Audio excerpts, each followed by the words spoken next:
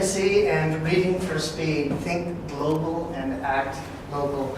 I represent Temple University, but it's where I do my postgraduate study. It's not where I actually work. I work at different universities, and that's where my data source was drawn from.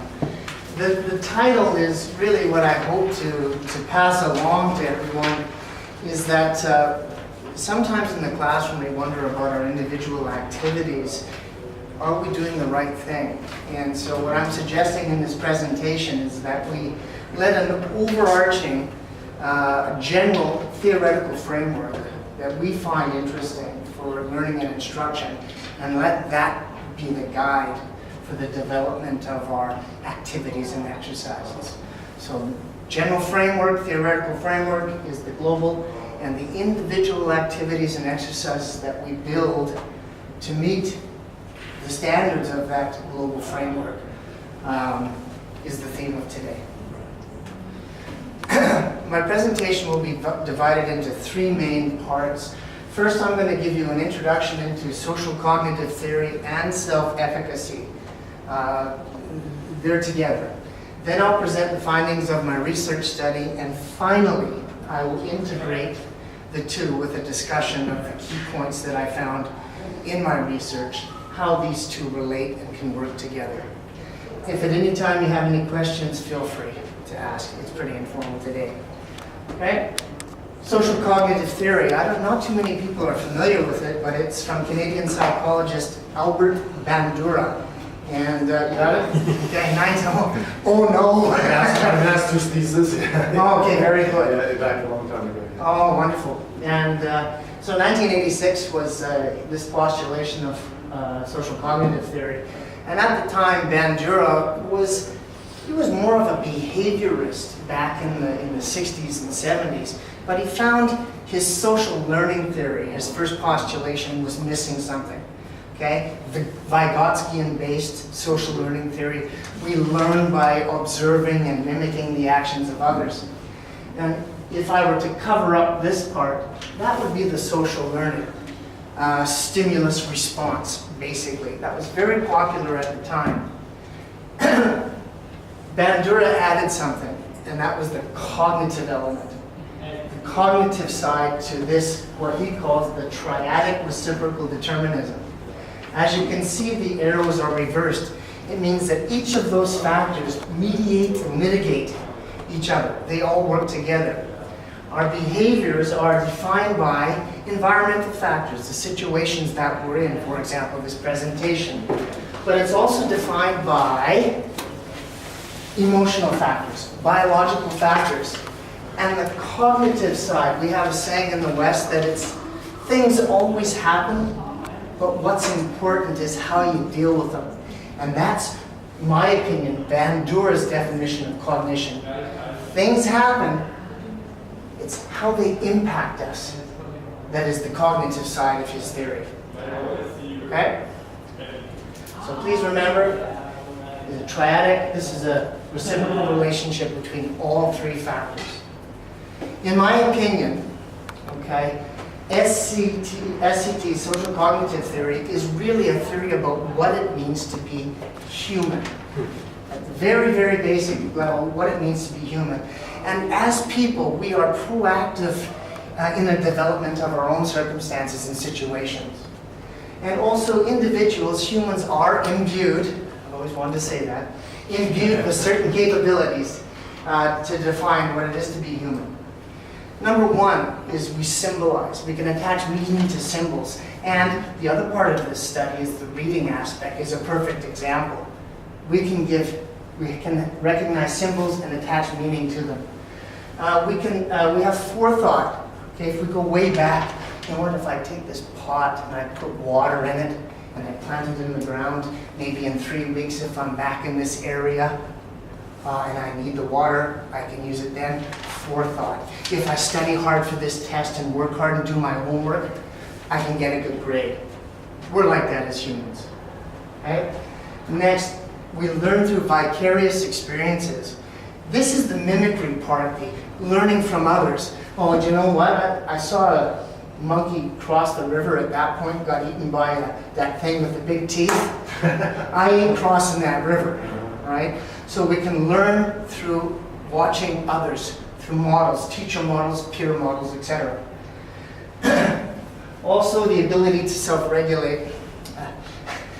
My doctor told me I had to lose 20 to 25 kilo, and now I've got a hockey game, a fridge full of cold beer, and a new can of Pringles. But you know what? Yeah, you know, I gotta go. Canadian. Yeah, I gotta go and do my exercise instead, and not buy those Pringles. Okay, so we have the ability to control our actions because we know that there's a purpose to that. It gets back to forethought as well. And finally, and this is a real big factor for Bandura, is self-reflection. And I don't think enough of that is done in the classroom. Self-reflection, people make sense of their experiences. If I go back just a second, right here, I said things happen, it's how you deal with them. We're trying to make sense of what happens to us, why it happened. We explore the situation that we're in and our beliefs about how much control do we have over ourselves, acting as our own agents of change. And finally, we can engage in self-evaluation. And based on that, we can alter our thinking and our behavior. Okay? This is social cognitive theory. This is the essence of what it means to be human. And this also relates to something we all know in language learning is working memory. Working memory from an evolutionary standpoint is very new. 200,000 years where the prefrontal cortex was developed. We can tell that from cranium studies. And in the prefrontal cortex, it's not short-term memory. Prefrontal cortex allows us to do thinking and logic and reasoning. It's the working memory, the prefrontal cortex, that makes us and sapiens, Homo sapiens, 200,000 years ago, exactly the same. Just as smart, but following the same processes. Of course, culture has an element as well. Okay? So, social cognitive theory and what it means to be human. A central tenet of social cognitive theory is self-efficacy theory. In brief, self-efficacy is one's belief that they can succeed at a task. It's domain specific, right? So, we can call it confidence in a way. Confidence is a more general construct. Self-efficacy is more geared to specific tasks. For example, you might be good in math, but terrible in language learning, or vice versa, right? Okay, so perceptions of one's ability to successfully complete a task within a specific domain. Now you'll see that certain points have been highlighted in red. These are the points that are most relevant to my study on reading for speed. Okay?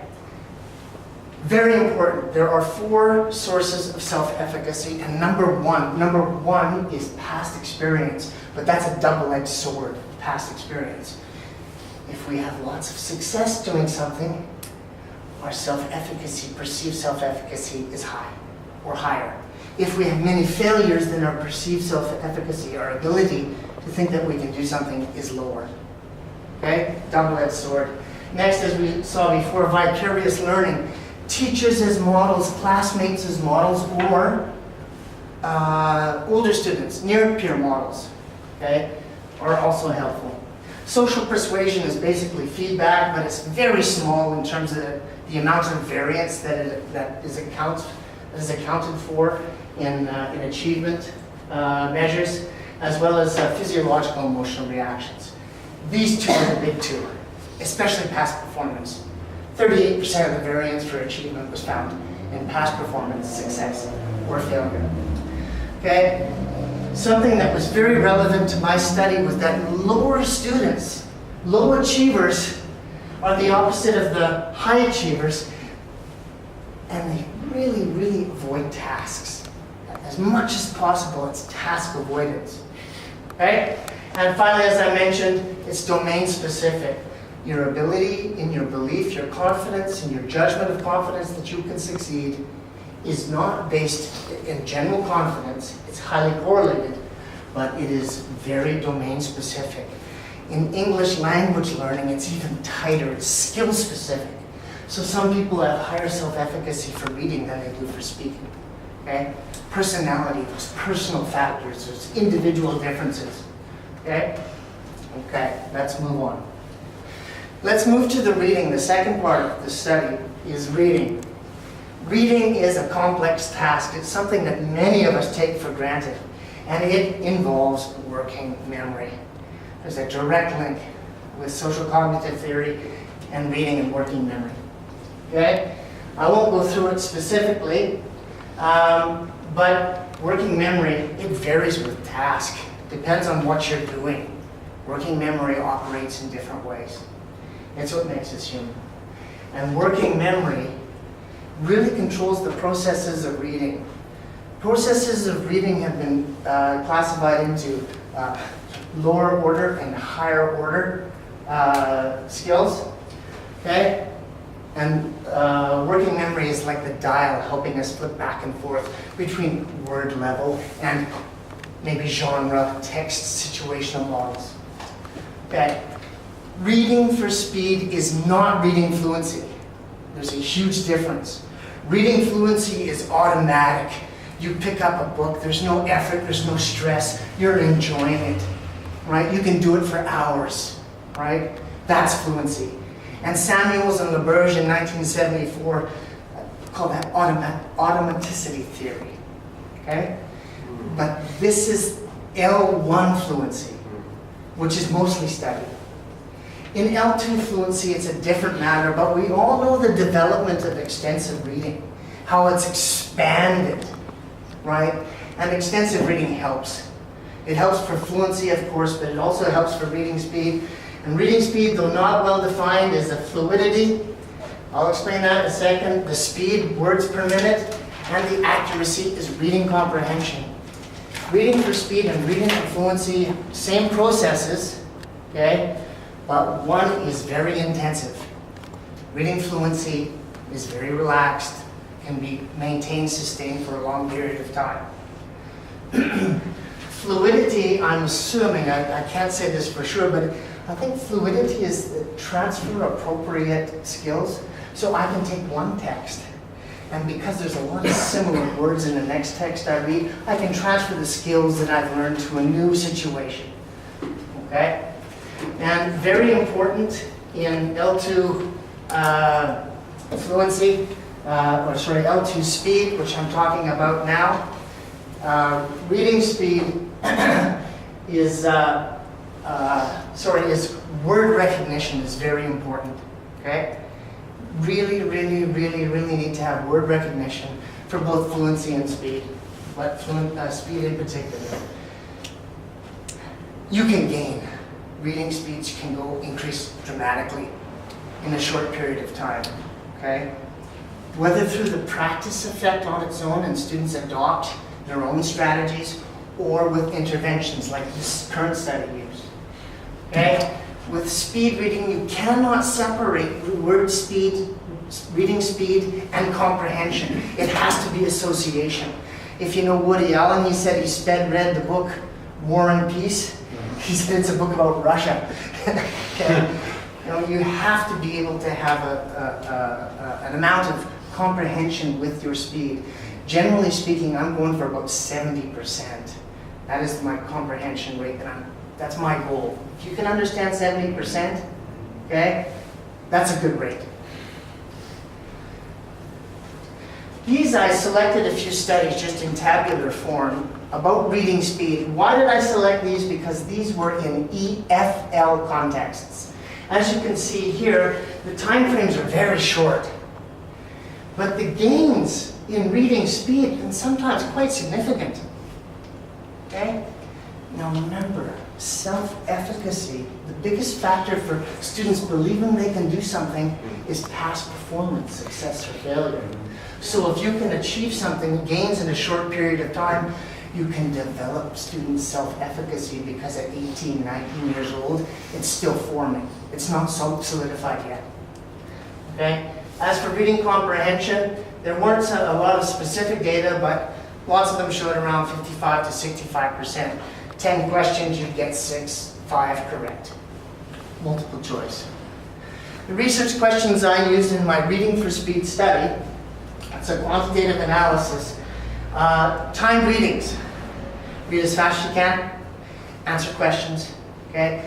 Next week, next reading, okay? Timed readings, it'll increase in 6 treatments. It will continue to increase over the span of a 13-week semester or 14-week semester. Delayed post-test won't see a tremendous decline. They won't lose all their skills. They'll be able to retain what they learn. And finally, number 4, parallel reading speed. So benchmark 1 reading speed and benchmark 1 reading comprehension. There wouldn't be a negative correlation. In other words, the faster you read, your comprehension wouldn't go down. Okay? These were the research for questions for this study. Now, what I did, this was a larger study, and I took this segment out. The original study, I compared the efficacy of repeated readings and timed readings, but there's no difference. Methodology, there was 9 female students, okay? But there was actually a lot more, and I'll explain why later. We met once a week. I used Nation's vocabulary size test. To be honest, I shouldn't have. I should have used the vocabulary assessment test. It's more precise. 30 items as opposed to 10. However, the students are very, very beginner level, so it really didn't matter. Okay? It showed that they were operating in the first 1,000 to 2,000 words of the British National Corpus. Okay, I'm going to skip these because I know I'm going a bit long. Let me go to my procedure itself, and I'll explain the slides that I just skipped graphically. Benchmark 1 is my pre-test.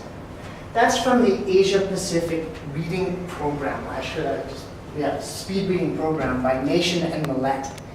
They're 550 words long. I modified them, made them shorter. Okay?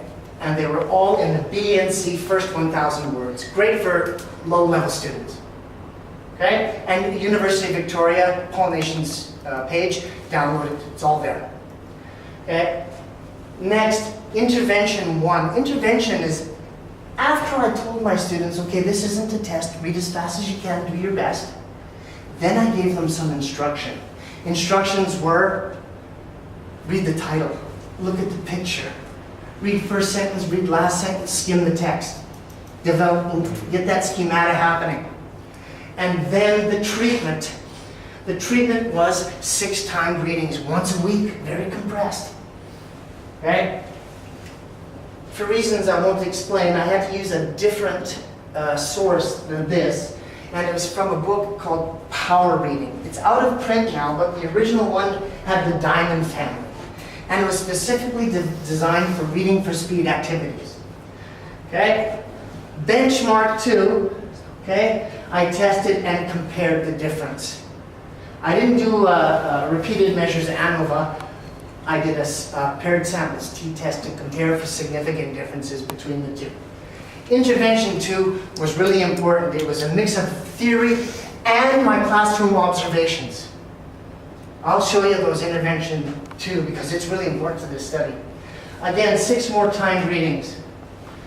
Benchmark 3, I compared the difference. Paired samples t-test between benchmark 2 and 3, 6 weeks later. And finally, a delayed post-test, 2 weeks after. It was in the fall, so they had their Oshogatsu, the New Year break. So we had a couple of week break, and last class was the delayed post-test. Okay. Right. Please let me go on to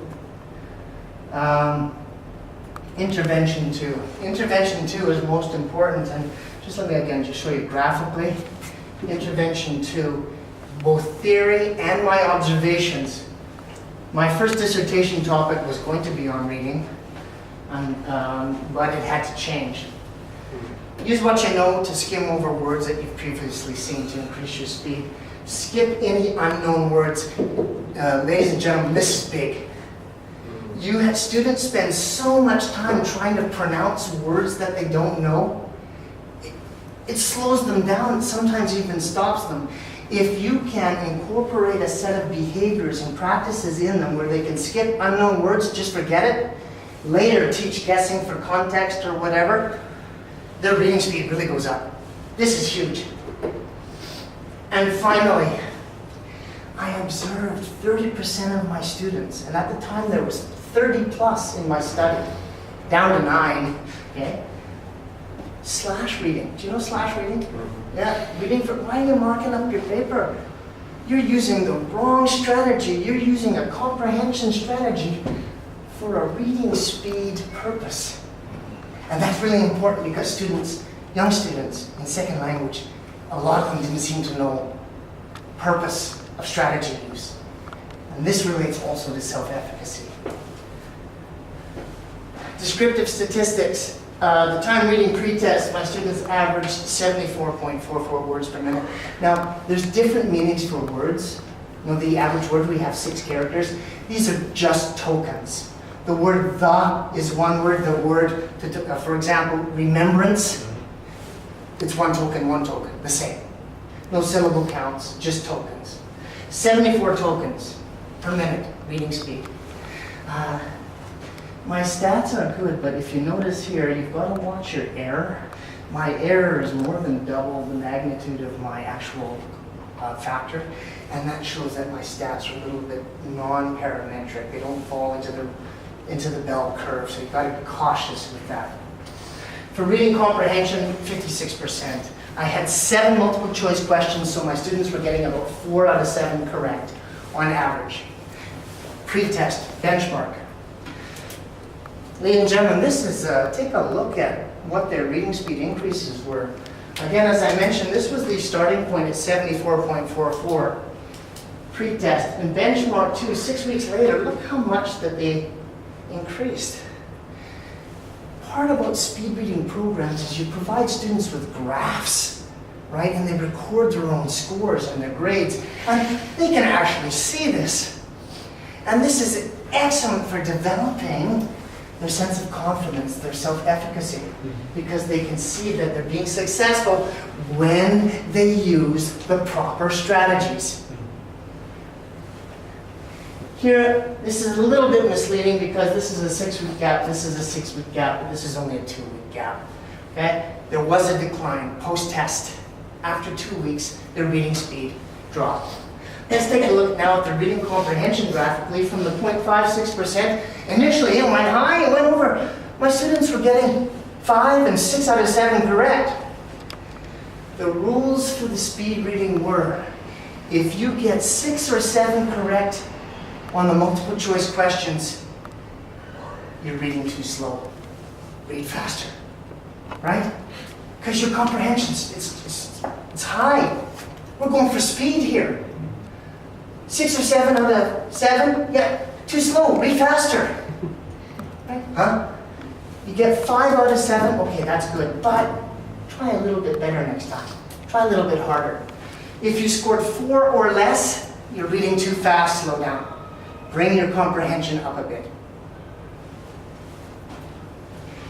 What this is from SPSS 22, is the paired samples t-test.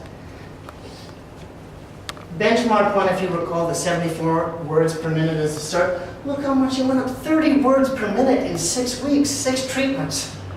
That's, I mean, just, you think about that, that's significant. And guess what? The t-test is a standardized score.